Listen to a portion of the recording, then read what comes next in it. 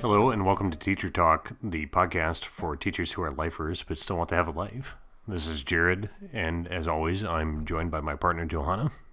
Hi, Jared. Hey, Johanna. What are we going to talk about today? Day two. Day two. Day two. Tell me about day two. Day two is the second most important day. So, day one, most important day. Day two, second most important day. I wonder what we're going to find out about next time. Tell me about day two. So day two is about routines and procedures. Okay.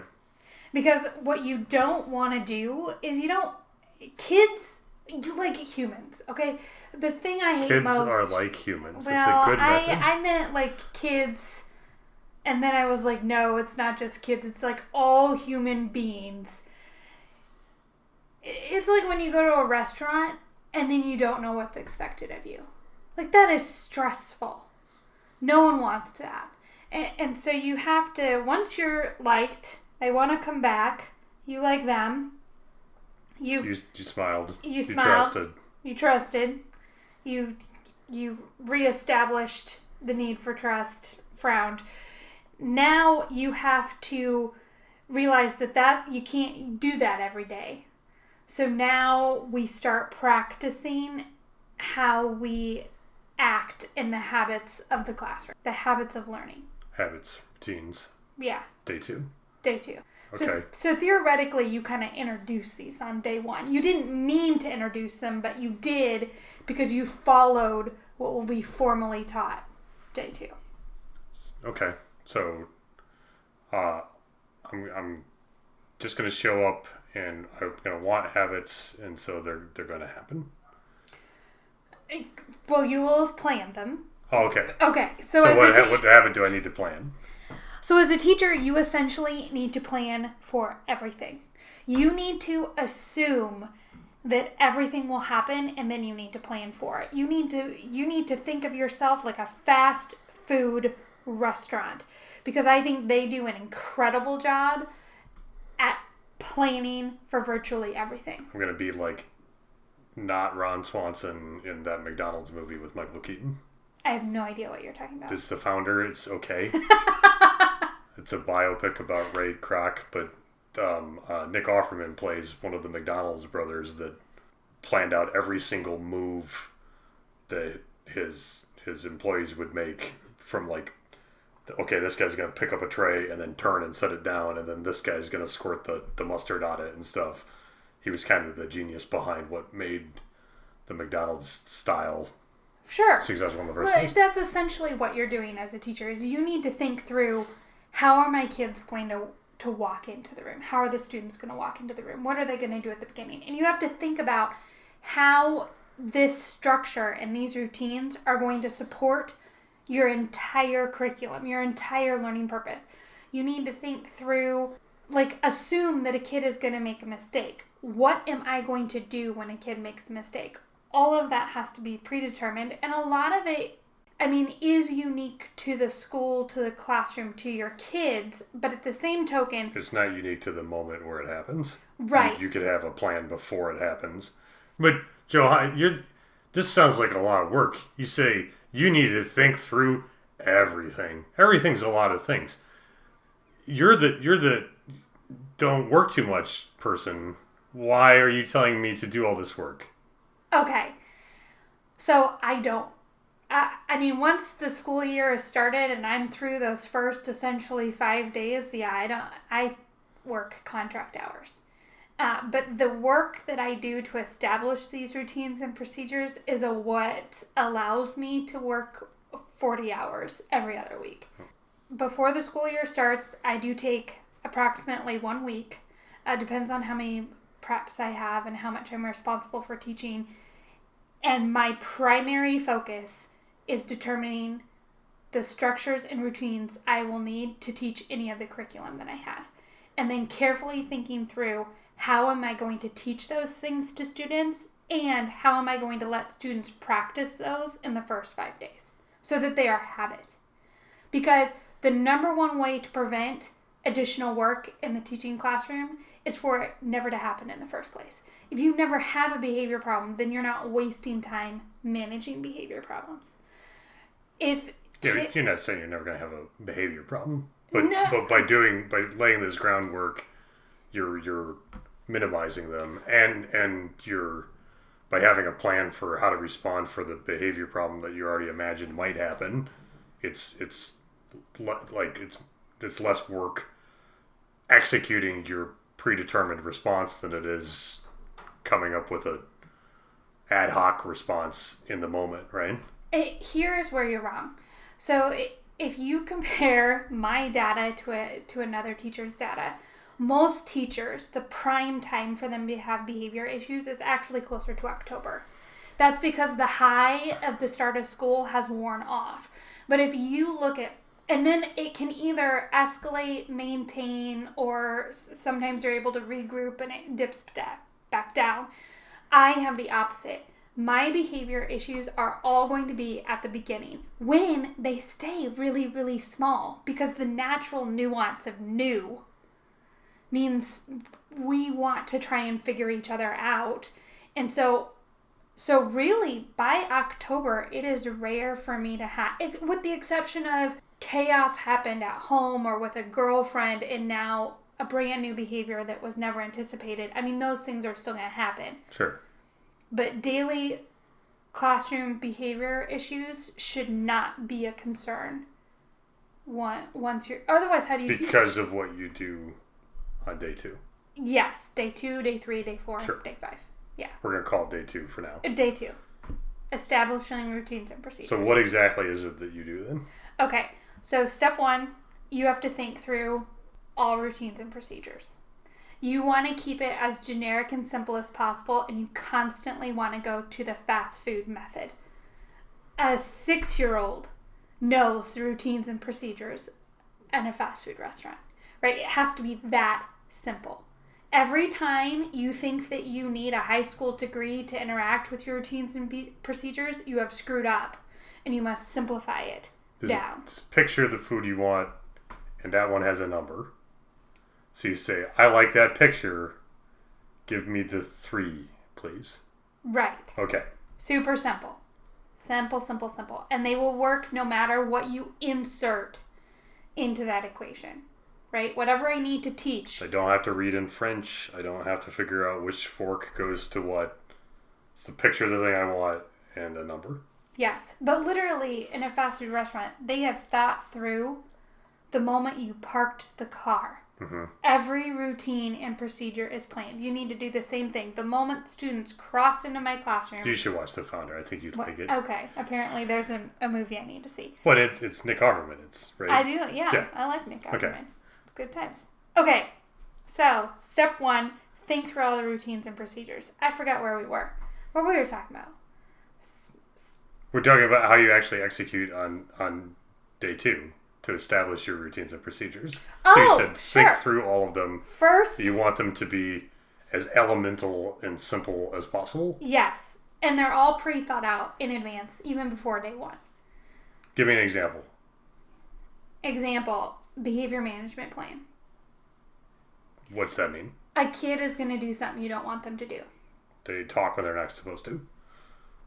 How are you going to respond? How are you going to respond? Well... in my classroom, essentially the kid gets a knock it off. That is generally done through an eye look. Or it might be that I talk to them. Or at the secondary level, it might be that I pass them something, like I give them a token. Or there is a communication that basically says knock it off without trying to actually talk to them about knock it off. Okay. Okay. Or you look at them and you frown. Look at them and you frown. Frowning. Yeah. Yeah. That's level 1. Okay. Level 2. In my elementary classroom, I teach kids to be leaders of their learning. And so if they are struggling to participate in the learning and meet the learning expectations, they're supposed to take a break themselves. And so level 2 is they've been told to knock it off. And if they realize they can't knock it off, they should have self-selected a break. Level 2 is me telling them you need to take a break. Okay. Is there a level 3? There is a level 3. What's level 3? Level 3 is just being able to go to I call it the Peace Corner, just being able to go to the Peace Corner is like no longer an option. It's not like you're identifying that they should take a break or coaching them into, hey, maybe it's break time. Right. Why would you choose that behavior instead of break? So. Well, I wouldn't. I should go to break, but but 3 is just like 3 is go directly to jail. Don't pass go. No, go directly to jail. 3 is think time. Sometimes jail can be good, like when your opponent has a lot of hotels. You want to go to jail. But in referencing education, it's yeah, we don't. I forgot. We don't do that. It's a very nice. No, but 3 Peace Corner is jail. called level 3 is think time. Okay. And they get to fill out a think time reflection. Get to. Yeah. Do they like to do that? They do, actually, if you phrase it the right way. Okay. Attached to this podcast, I'll share my 2 videos where I teach secondary students or elementary students these like behavior plans that I had. You can see them in detail. But basically, everything's thought through. Okay? Now, everything that's thought through, the second thing then I do is I plan experiences for the kids to learn and practice all of those routines and procedures. Specifically for that second day. And it's not hard. Everything that the child is participating in should feel kind of fun. It should help them get to know their peers. It should make them feel comfortable in the classroom. But it's also teaching them, this is how we go from point A to point B. This is how we transition from here to here. This is how we turn things in. This is how Miss Russ will act if you're not meeting the behavior expectations. This is how you will interact with a peer who isn't acting in a way that you wish they could. So secondary level practicing things looks different because you kind of almost have to make fun of the fact that that's what you're doing. The elementary level, they are totally into playing pretend. And so you pretend some kid making a poor choice. Mm-hmm. And we pretend them getting asked to go to the Peace Corner, and then we pretend them refusing to, and so over and over. That it's not even a real day. Almost, it's a day that you want to guarantee that they have the certain experiences of your classroom, so that they will no longer be wondering what to expect. Right, there is no wonder, and sometimes teachers, I've taught over 10,000 students, believe it or not. And sometimes I get pushback from teachers and they're like, well, but not all kids are the same. You have to develop routines and procedures that allow for all kids to be different. All kids might have a different reason why they needed to take a break. All kids might have to have a break looks slightly different. But in my classroom, taking a break is what we do. And so it's not jail. No, it's you and your stupid reference. But do you know what I mean? I'm trying to correct it. You said, no, it's not jail. It's just a part of the experience that you could be expected to have. Yes. Okay. So thing 3. This is the most. It's important. Like, am I allowed to get another soft drink from the machine? Can I do my own refills? I don't know. I'm anxious about it. But if the McDonald's person makes me have that experience on the second day, then I just feel very comfortable and I can get my drink refills and I don't have to worry about it. Right. Well, and you would hate it if you I didn't get a drink refill. But and then that guy did. Was he supposed to do it? But that person complained and now they get a drink refill? That's not fair. As soon as the not fair thing comes down, you have lost everything to your classroom management. So you need to create systems where no matter you're going to know a little bit about your kids coming in. So if I have a kid who has very unique learning needs, then I'm going to need to make sure that I develop systems and routines that can apply to everyone and meet that particular child as well. You have to practice those routines in a way where you never provide judgment when it doesn't go right. And practice, do you mean practice during this kind of drill environment of day 2, or you mean practice yourself, this is both. Practice for you, or is it practice for them? You're going to teach the kids. So, okay, I'm going to bring in an elementary reference. So when we when we are done with an activity and the chimes go off and it's time to clean up, we all clean up and then we come sit on the mat. And you're going to have practiced it, you're going to have talked about it, and you're going to be like, okay, let's do it. And then they're not going to do it. And your anxiety level is going to come up, and your need to want to be upset is going to come up. And instead, you have to let that experience happen. You have to bring it back to control, bring it back to the mat. And then you as a team have to self-reflect and be like, oh, we set the timer for 3 minutes. What were we going to do? Oh, we were going to clean up. That didn't go right, did it? So we got to try that again. And so you have to allow a non-emotional time for it to realize kids are learning. You would never get mad at a kid because they didn't learn to read the first time they tried. So you can't get mad at a classroom when you said, we're not going to socialize right now. We're just going to go from point A to point B, and then they all socialize. So you practice, but non-emotional response. By practicing, you develop a method to not just react. This is hip right now in the corporate world with the mindfulness and stuff, is when you're reacting without a thought of how to react in between the stimulus and your reaction to it, generally bad things happen. But by practicing, by designing, by thinking through, first, like you said, let's review. Think of all of the rules and expectations that you want for your classroom management. Get everyone to experience it. And then practice, both for you and them, managing the effect of those rules without judgment or emotion. Right. Build the habits, good habits. On both sides. On both sides take time to build. Okay, and then the fourth thing that you have to do when you are establishing these routines and procedures is that when you give the students a chance to actually do those things, you need to not step in. You need to watch. You need to observe.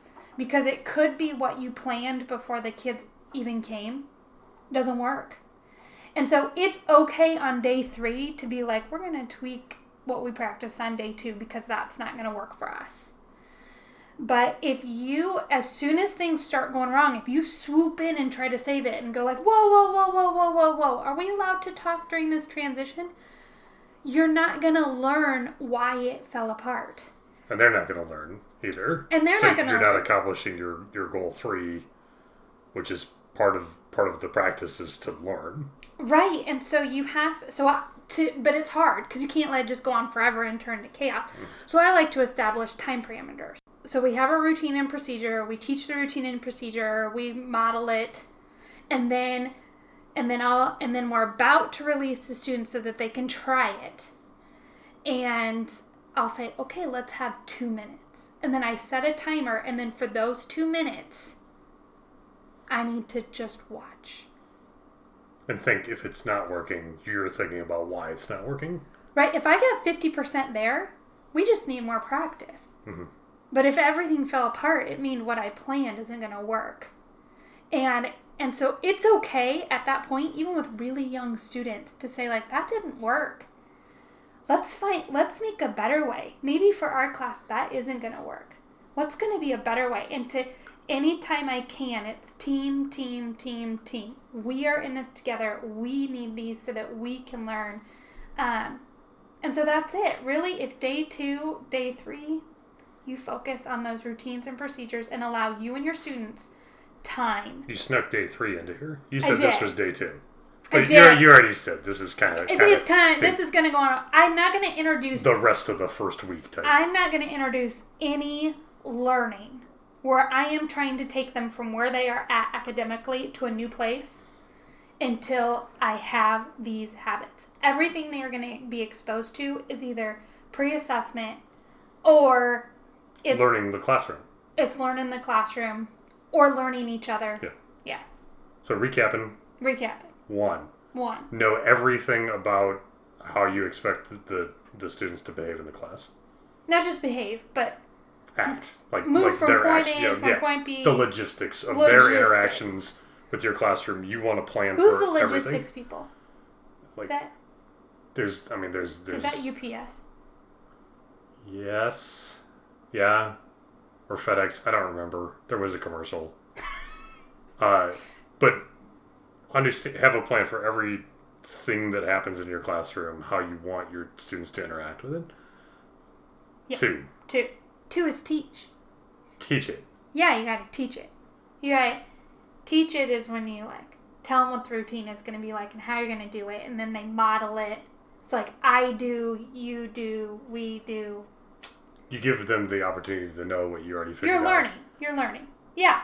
You're communicating how the routines and procedures. 3 is practice executing without judgment. Yep. Without emotion. Without emotion. You just have a plan, and it goes according to the plan. Even if one of those things is not the outcome you wanted, you're practicing executing the plan for a misbehavior. It doesn't have to be, but whatever. Yeah, you're practicing the routines and procedures. And then 4 is let them learn and let you learn by observing. Don't just micromanage. Don't jump in. Don't jump in. You have to give them a little bit of lead so that they have a chance to learn it and you have a chance to observe what's working in that. Yeah. I tend to think that when I introduce a routine and procedure, if it goes that very first time 25% like what I want, it's probably going to work. It's probably going to work. And if it goes 0, if it's barely on the scale, then it's not going to work. 25% just means, okay, now we're going to go do something else, maybe. Or if it was real bad, we might practice it again. But we're just going to keep going at it until I get them to that 100%. And have the students reflect with me. What we just did going from point A to point B, how do we think that went? What do we think we need to get better at the next time? Okay, so the next time we're going to do that, we're going to work hard to keep our hands to ourselves. Or we're going to work hard to da-da-da-da-da, whatever it is. Day 2, teach the classroom with these 4 levels of the plan. Yeah. I like it. Thank Okay. you. Thank you, Johanna. Thank you, Jared. Thank you for listening to Teacher Talk, the podcast for teachers who are lifers but still want to have a life.